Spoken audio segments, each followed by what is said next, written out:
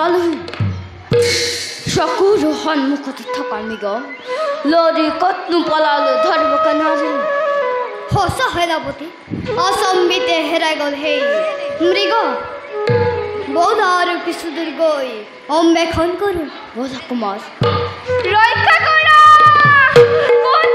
ৰক্ষা কৰা ৰক্ষা কৰা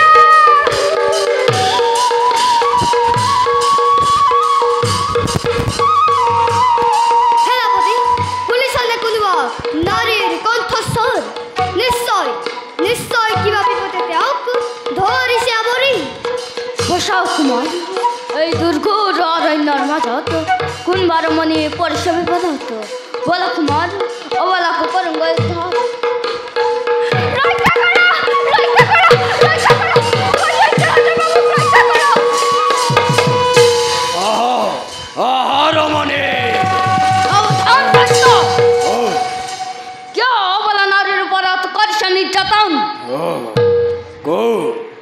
কোন তই এই কালৰ কাৰ্যত বাধাৰি নজৰ বিৰিছে জ্বলন্ত অগ্নি চৰকাৰ অভিমুহূৰ্ততে কালৰ পাবাব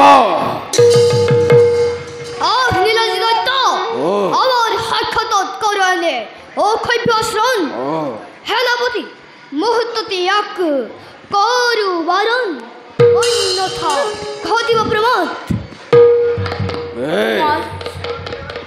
সন্দেহন থাকোতে তুমি নালাগে কৰিব অস্ত ধাৰণ মই অকলেই এই দৈত্যক কৰিম বাৰণ সাজু হ দৈত্য মই অস্ত কৰি ধাৰণ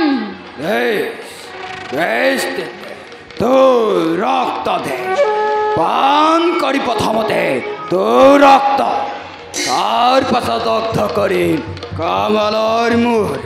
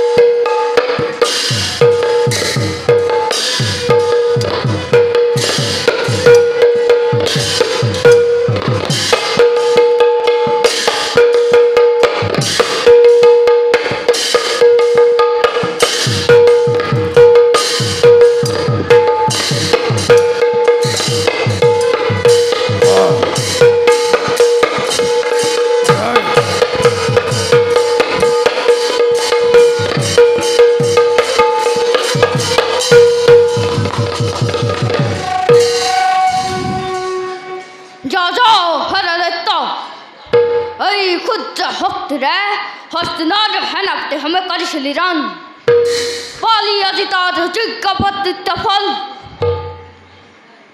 ৰমণী তুমি এতিয়া বিপদমুক্ত যোৱা স্থানে আনন্দৰে কৰা গৈবা হে বীৰ শ্ৰেষ্ঠ এই ঘোৰ অৰণ্যৰ মাজত মই কেতিয়াও বিপদমুক্ত নহয় হয়তো হয়তো আপোনালোক যোৱাৰ পাছত দৈত্যই মোক আকৌ হৰণ কৰিব খুজিব হে বীৰ শ্ৰেষ্ঠ মোক অকলশৰীয়া নকৰিব মোক দাসী ৰূপে গ্ৰহণ কৰিল ই কেনেকৈ সম্ভৱ বালিকা অহা নাই মই ৰমণীৰ সৈতে আহিছিলোঁ কেৱল মৃগৰ বাবে কুমাৰ জন্মে জয় হত্যা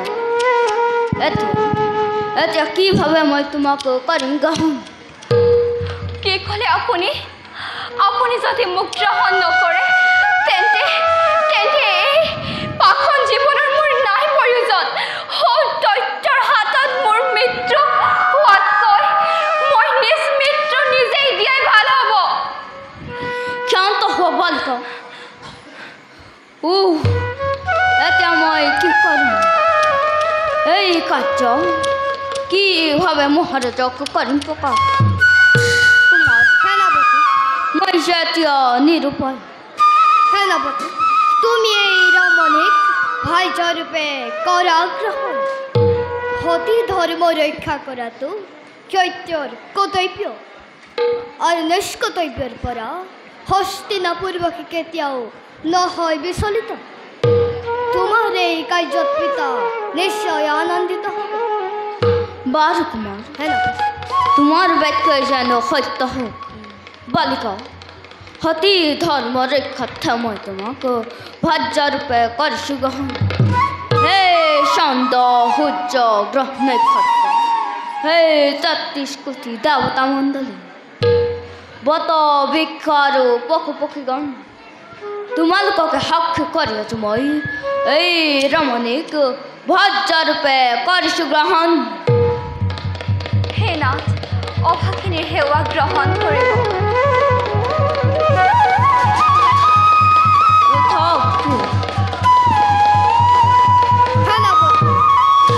মৃগ ইয়াত মৃগ লাভ নহ'লেও তোমাৰ কিন্তু পত্নী লাভ হ'ল। এতিয়া আমি সোনকালে নিজ ৰাজ্যলৈ যাওঁ। ব'লা কুমাৰ, ব'লা।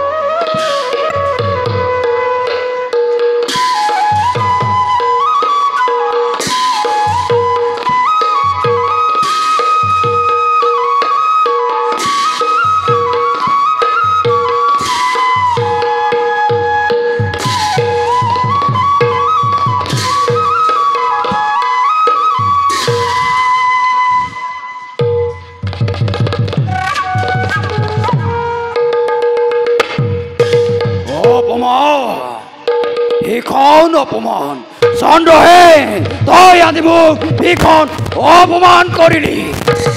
মোক পৰাজিত কৰি মোৰ সম্পদৰ ৰমণী নিজেই পত্নী ৰূপে কৰিলি গ্ৰহণ।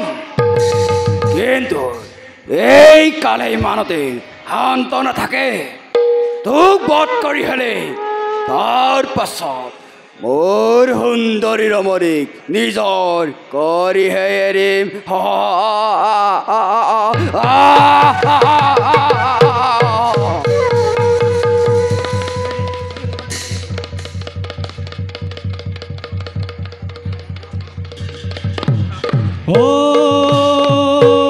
হৰি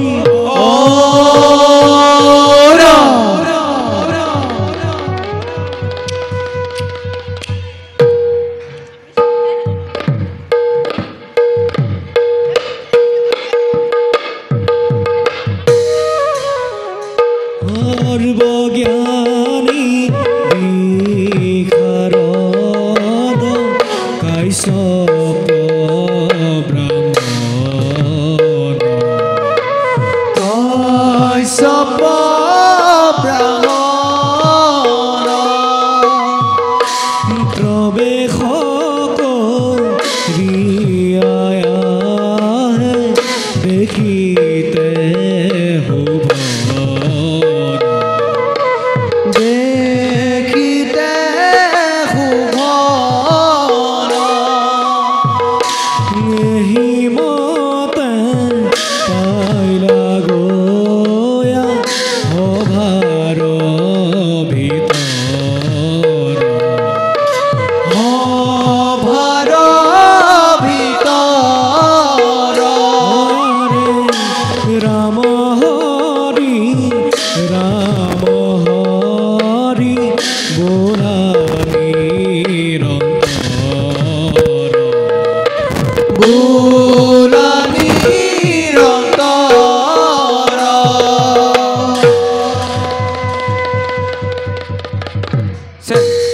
নাই নাই নাই নাই, এনেকৈ আৰু নহ'ব দেই। কিমান যেন কষ্ট লভিম। সকলোৱে জানে যে মই বিজ্ঞত পণ্ডিত, সেই বুলি জানো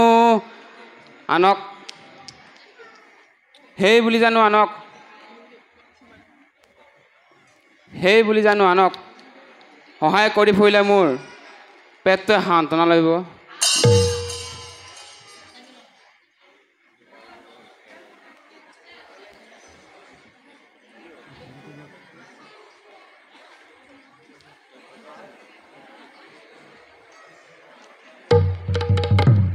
এতিয়া যাওঁ, মই মোৰ মানুহজনীক খুৱাই বা শান্ত হওঁ।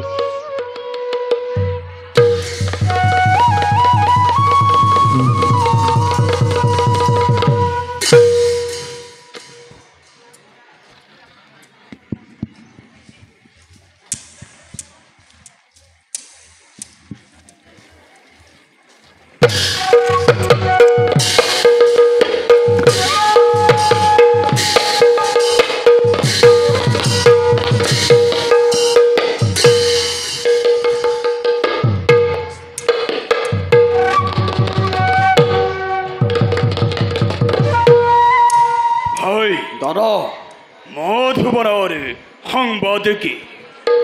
দাদা হস্তিনাপুৰ সেনাপতি চন্দ্ৰসেনে আমাৰ মধুবন চৰকাৰ কৰিলে। মই যোৱা সংবাদ পাই সিহঁত সকলো পলাল দাদা। চন্দ্ৰসেনৰ ইমান সাহস!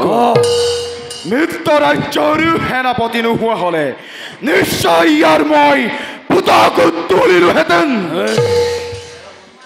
মিত্ৰ হ'ল বুলি আমাক ক্ষতি কৰিব, এয়া কেনে যুক্তি দাদা? বলা আক্ৰমণ কৰি চন্দ্ৰসেনৰ ওপৰত প্ৰতিশোধ লওঁ। নহয় ভাই, চন্দ্ৰসেনৰ ওপৰত প্ৰতিশোধ লোৱা মানে মিত্ৰ ৰাজ্যৰ ওপৰত প্ৰতিশোধ লোৱা হ'ব। ধৈৰ্য ধৰা, নিশ্চয় ইয়াৰ ব্যৱস্থা কৰা হ'ব। বাৰু যুৱৰাজ, দৈত্যপতি ৰাজ্যৰ সংবাদ কি? সৈন্য সংবাদ নাই একো দৈত্যপতি, কিন্তু আপোনাৰ ৰাজ্যত প্ৰজাৰ সংখ্যা দিনক দিনে এনেদৰে বাঢ়িব লাগিছে যে বসবাসৰ ভূমিৰ অভাৱত প্ৰজাৰ মাজত হাহাকাৰ সৃষ্টি হৈছে।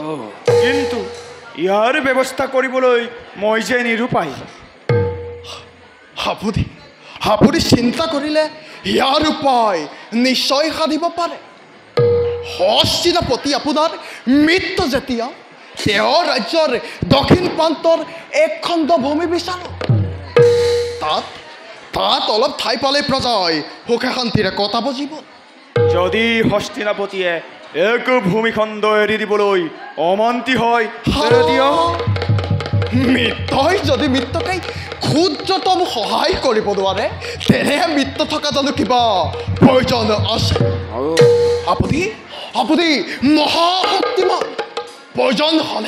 প্ৰয়োজন হলে আক্ৰমণ কৰি সেই হস্তিনাপুৰ সমগ্ৰ ৰাজ্য অধিকাৰ কৰিব পাৰিব। এই কথা অৱশ্যেই সঁচা। দৈত্যপতি ভাই দাদা তোমাৰ ইয়াত মতামত কি? দাদা ময়ো যুৱৰাজৰ কথাত একমত। তেন্তে আজিয়েই হস্তিনাপুৰলৈ এক দূত প্ৰেৰণ কৰা হওক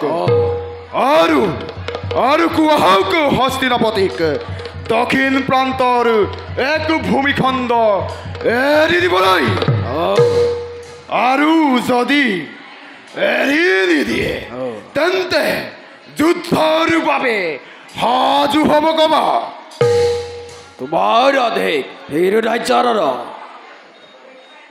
যুৱৰাজ, দৈত্যপতি আপোনাৰ আমাৰ ৰাজ্যৰ প্ৰতি এনে মনোভাৱ দেখি মই আনন্দিত হৈছোঁ। সঁচাকৈ মই আপোনাক বহু ভাগ্যৰ বলতহে লগ পাইছোঁ। সঁচাকৈ স্বাৰ্থলোভী অন্য দেৱতাতকৈ আপুনি কিন্তু পৃথক। দৈত্যপতি এতিয়া যাত্ৰা কৰোঁ অন্তেশপুৰে।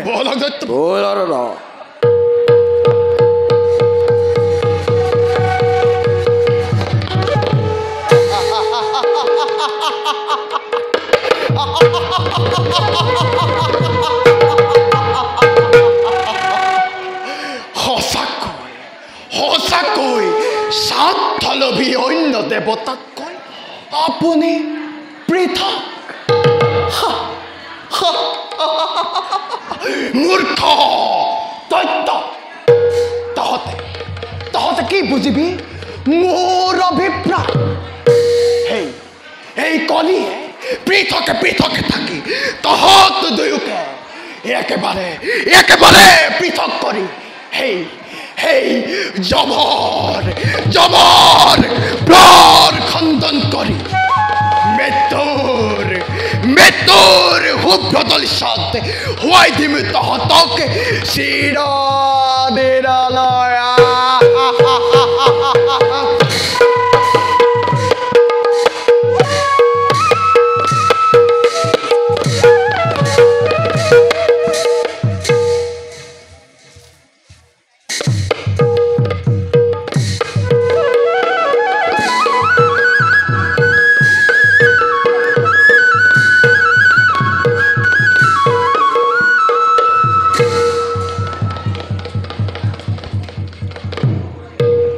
সেনাপতি চন্দ্ৰসেন মহাৰাজ পিতামহসকলে প্ৰতিষ্ঠা কৰা এই ৰাজ্য ভোগ কৰি মোৰ অলপো শান্তি লগা নাই। গতিকে বাকী থকা কালচোৱা ধৰ্ম চৰ্চা কৰি কটাবলৈ মন গৈছে।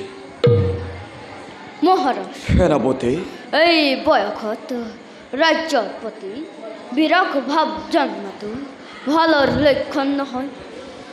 কাৰণ আপোনাৰ শৰীৰ এতিয়াও অৱস হোৱা নাই।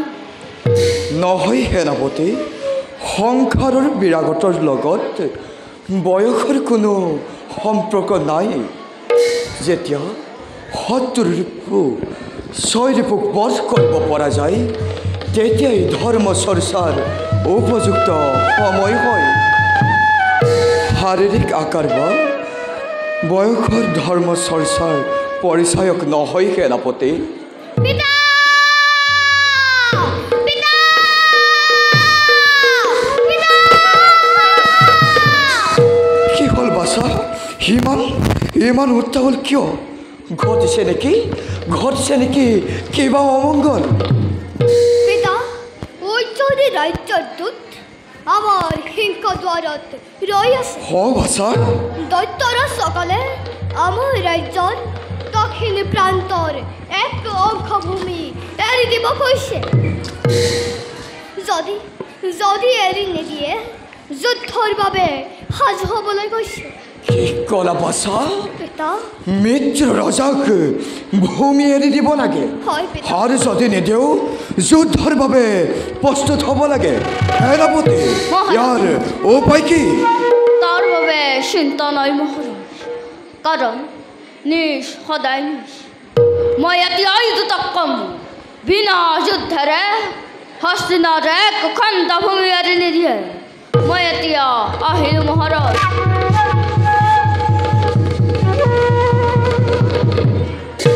বাছা পিতা অঘৰৰ লগত শত্ৰু মিত্ৰ একো নাই। এতিয়া যোৱা সেনাপতিৰ লগত আমাৰ সৈন্য বাহিনীক সাজু কৰাগৈ। যিকোনো মুহূৰ্তত আক্ৰমণ কৰিব পাৰে সেই দুৰ্জয় অঘৰে। আৰু মনত ৰাখিবা বাছা, পাণ্ডৱৰ সুখ্যাতিত যাতে চেকা নপৰে।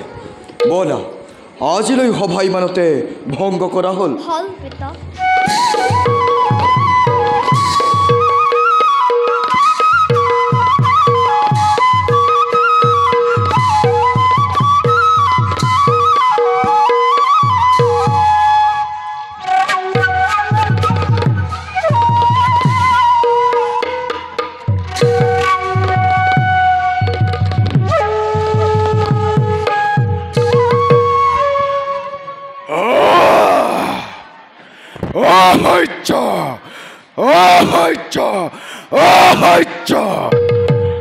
হস্তিনাপতিৰ ইমান সাহসে দৈত্যৰ হামে কৰিব ৰাণ।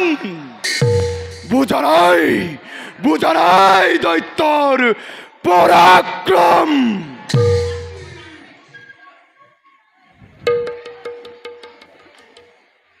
মই পূৰ্বেই কৈছিলো ধৰা, যাক আমি মিত্ৰ বুলি ভাবো ই আমাৰ মহাশত্ৰু। নহ'লেনো যুদ্ধৰ বাবে কৰিব বন। ব'লা দাদা, এতিয়াই ৰণযাত্ৰা কৰো সেই হস্তিনাপুৰ দিকে। কৰা জয়ধ্বনি মেদিনী কপাই, দানৱৰ জয়ধ্বনিৰে কম্পিত হওক হস্তিনাৰ ধৰণী। জয় দত্তৰাজ কালৰ জয় দত্তৰাজ কালৰ জয় জয় মহামহাবীৰ গণৰ জয় জয় জয়।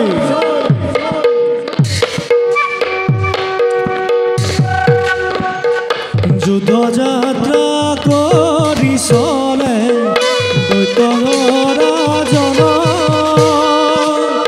পদভৰে বসুমতী কম্পে ঘনে ঘন।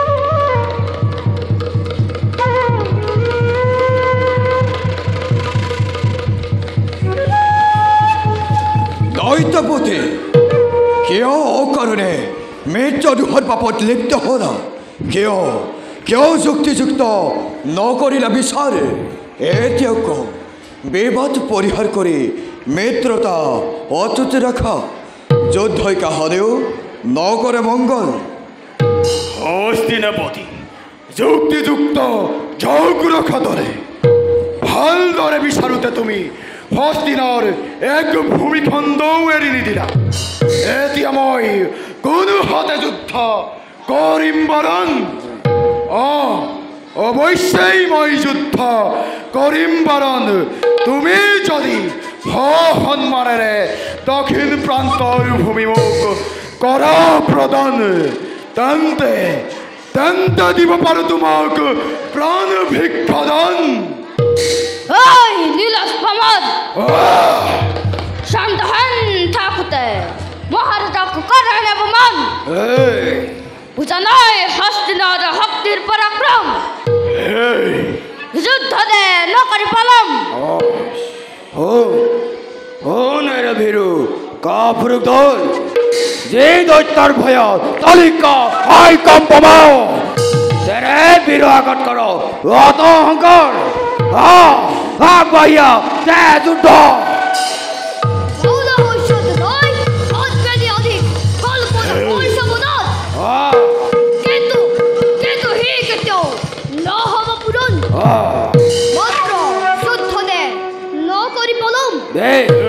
বেশ দে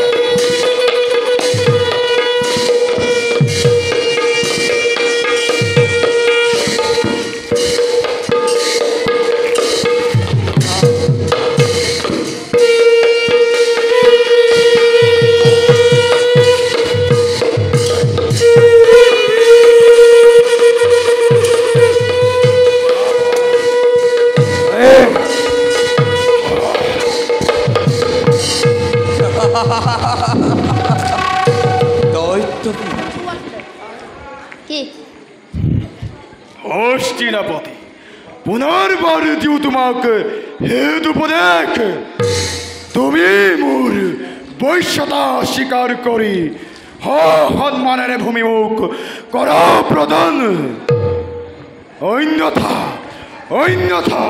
মৃত্যুৰ উপত্যকাত পৰিণত হ'ব সমগ্ৰ ৰাজ্য দূৰ দূৰণিলৈকে নাথাকিব জীৱৰ অৰ্তনাদ কেৱল প্ৰেতাত্মাই কৰিব বাস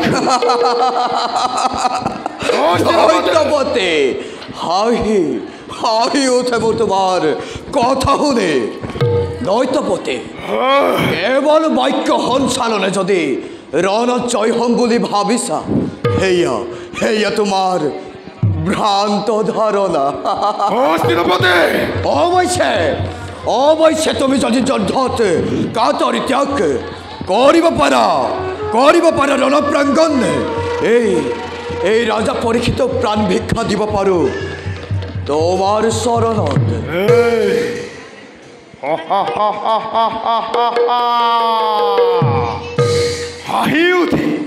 হাঁহি উঠে মোৰ তোমাৰ কথা শুনি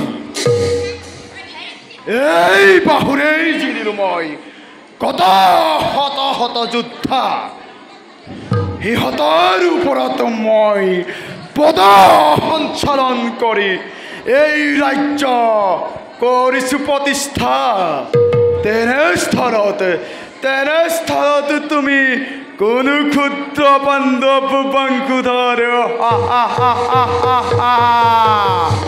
বেশ যুদ্ধ দিয়া দেখা যাওক যুদ্ধৰ পলয়ৰ বিভীষিকায় কিদৰে ধ্বংস কৰে হস্তিনাপুৰ। বেশ তেন্তে সেয়ে হওক।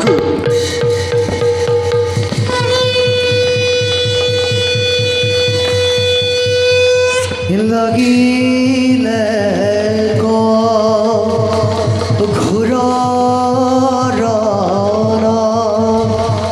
দুয়ো মহাবীৰ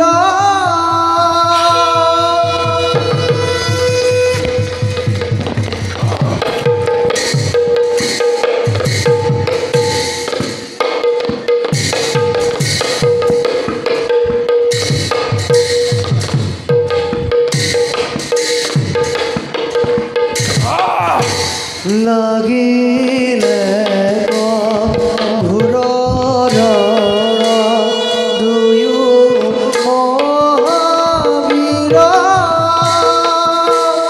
অস্তে অস্তে চলা কৰে দেখি ভয় অস্তে অস্তে কৰে দেখি ভয়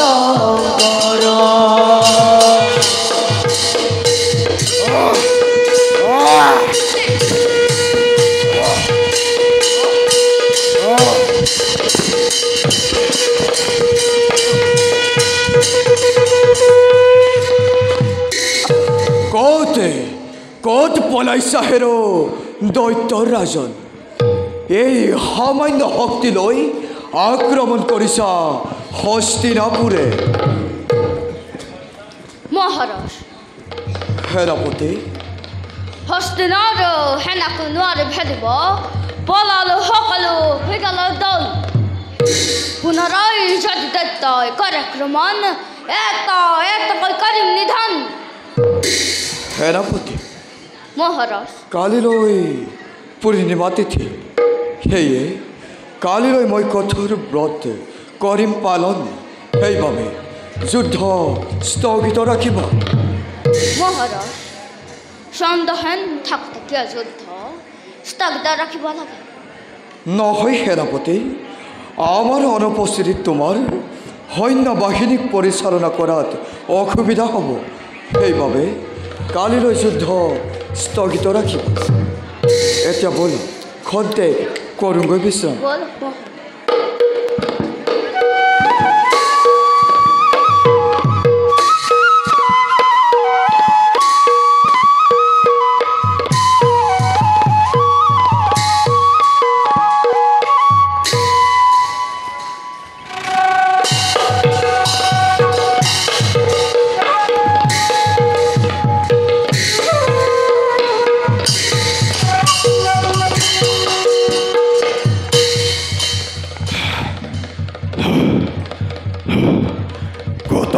চেষ্টা কৰিলোঁ, কিন্তু আজিৰ যুদ্ধত মই জয়লাভ কৰিব নোৱাৰিলোঁ। পৰাজয়ৰ গ্লানি আজি লজ্জিত কৰিছে দৈত্য সমাজক। দাদা প্ৰতিভৰ দবাগ্নি তপকৈ জ্বলি উঠিছে মোৰ হৃদয়। প্ৰয়োজনক অন্যায়ভাৱে যুদ্ধ কৰি হ'লেও হস্তিনাপুৰ অধিকাৰ কৰি দৈত্যৰ বীৰত্ৰম ৰাখিব লাগিব। নহয় ভাই, চন্দ্ৰহেন জীৱিত থকালৈকে যুদ্ধত জয়লাভ কৰা অসম্ভৱ। ইয়াৰ কিবা উপায় আপুনিয়েই দিয়ক যুৱৰাজ।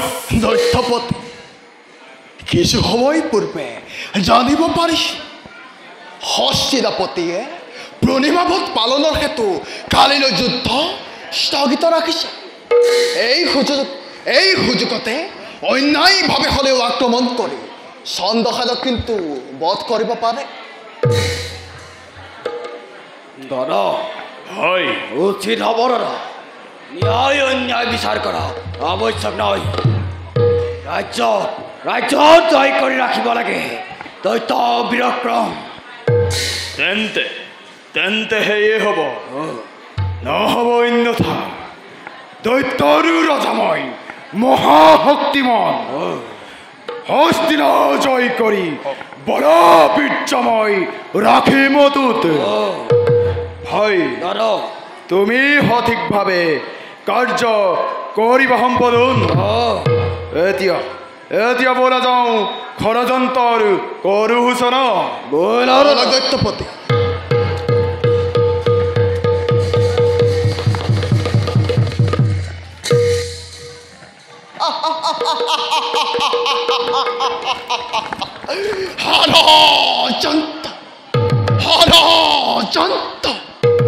মূৰ্খ দৈত্য তহঁতে কি বুজিবি কলিৰ অভিপ্ৰায় এই কলি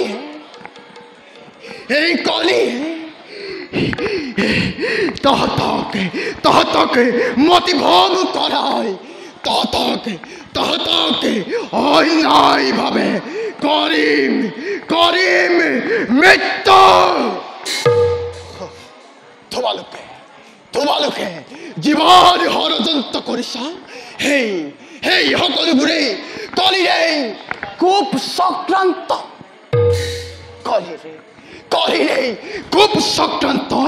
ৰংগশালাৰ মহাসমৰত তোমালোক কেৱল একোজন সৈন্য এই অনিশ্বন মহাসমৰৰ মহানায়ক কেৱল এই কলি যাও বৈৰিষ্ক দ্ৰব্যতে অগ্ৰসৰ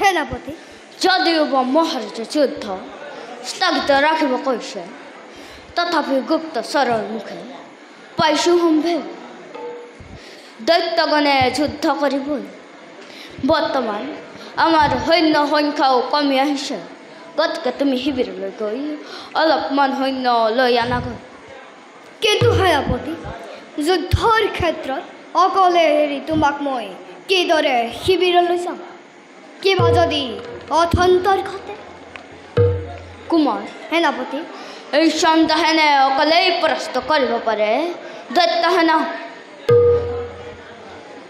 তেন্তে সেনাপতি মই শীঘ্ৰ যাত্ৰা কৰোঁ শিবিৰলৈ তুমি ভালদৰে দৈত্যৰ গতিবিধি নিৰীক্ষণ কৰিবা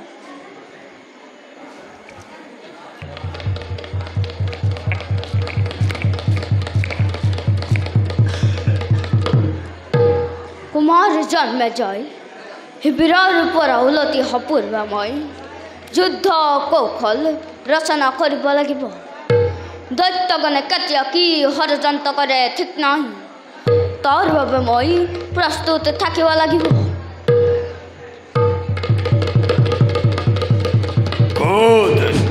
ক'ত আছে চন্দ্ৰসেন এই অকাৰে দিব আজি তোক মৃত্যু দণ্ড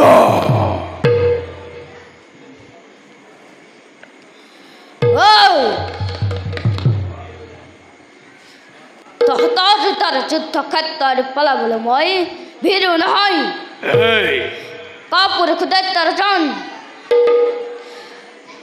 যুদ্ধ দে তহঁতকো বধ কৰি নিষ্কণ্টক কৰোঁ হস্তিনাপুৰ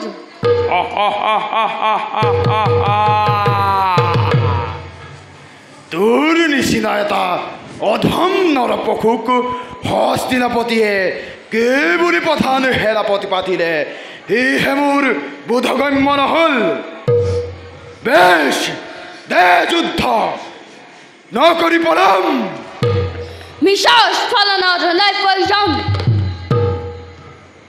কাপুৰুষ দৈত্যৰ জন যুদ্ধ দে নকৰি পলাম বেশ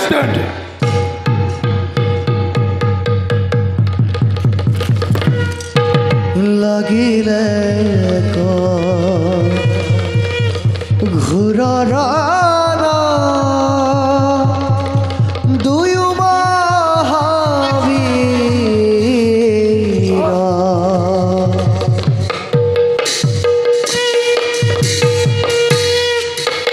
জিদি ধেই জিদি ধেই জিদি ধেই জিদি ধেই জিদি ধেই জিদি ধেই জিদি দিদি ধেই তিনি দাও তিনি দাও তিনি দাও তিনি দাও তিনি দাও তিনি দাও তিনি দাও তিনি দাও তিনি তিনি দাও ধেই তাতা খিতি দাও তাকি তাতা খিতি দাও ধেই তে ধেই ধেই ধেই জিন তাক ধেই লাগিলে ঘূৰৰ দুয়ো মহাবীৰ পদ ভৰে বপুমতীয়ে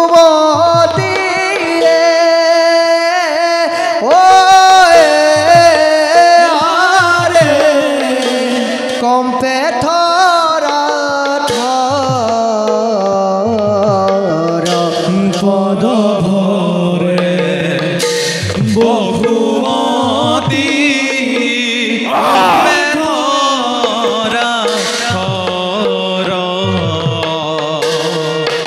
জিদি ধেই জিদি ধেই জিদি ধেই জিদি ধেই জিদি ধেই জিদি ধেই জিদি দিদি ধেই তিনি দাও তিনি দাও তিনি দাও তিনি দাও তিনি দাও তিনি দাও তিনি দাও তিনি দাও তিনি তিনি দাও ধেই তাতা খিতি দাও তাকি তাতা খিতি দাও ধেই ধেই ধেই ধেই জিন তাক ধেই জানি নরলোকে হেরায়ান পাতক সারুক ডাকিয়ে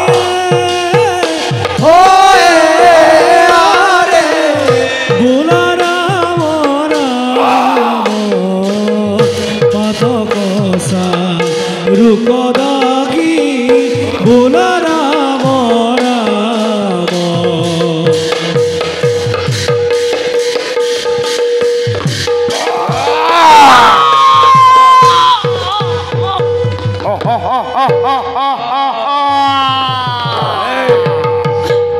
নীলজ পমর অন্যায় ভাবে করি হমর কাপুর খালি দিলীপ পরিচয়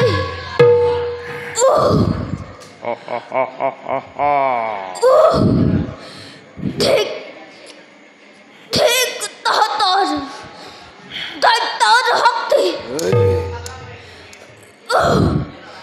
ঠিক ঠিক তাহাতর বীরত্বর পরিচয় মহারাজ আপনার আদেশ অমান্য করা বাবে মোক ক্ষমা কৰিব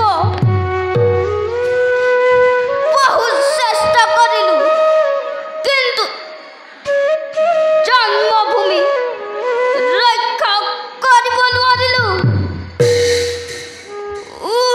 ভগৱান স্থান দিয়া পদ কমলত বিদায় বিদায় জগতবাসী বিদায় বিদায় হৰি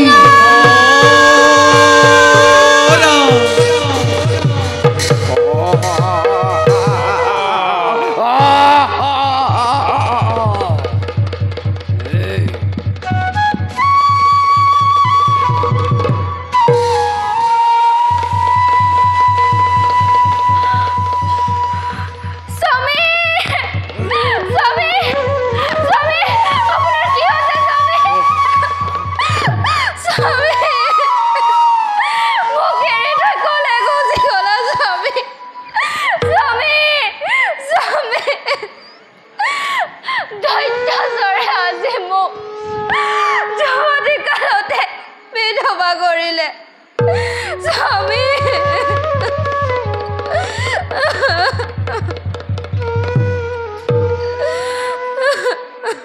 কি সুন্দৰী নাৰী এই নাৰী মানৱৰ কাম্য হ'ব নোৱাৰে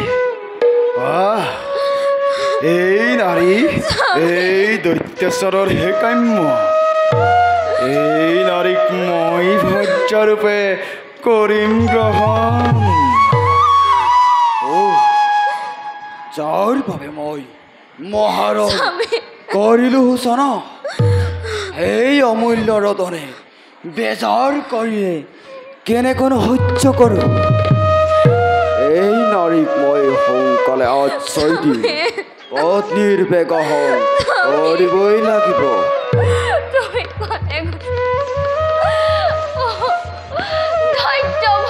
আজি মোক যদি কালতে বিধৱা কৰিলে এতিয়া মই কাৰ আশ্ৰয়ত থাকিম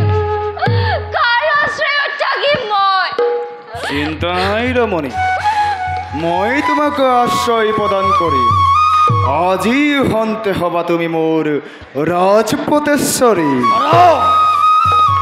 এয়া তুমি কি কৈছা এই নাৰী কৌশল কৰি হস্তিনাপুৰ আক্ৰমণ কৰি চন্দ্ৰহেৰক বধ কৰিলো গতিকে এই নাৰী মোৰ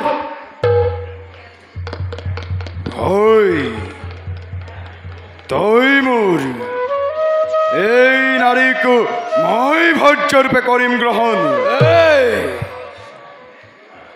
আহা ৰমণী মোক স্বামী বৰণ কৰা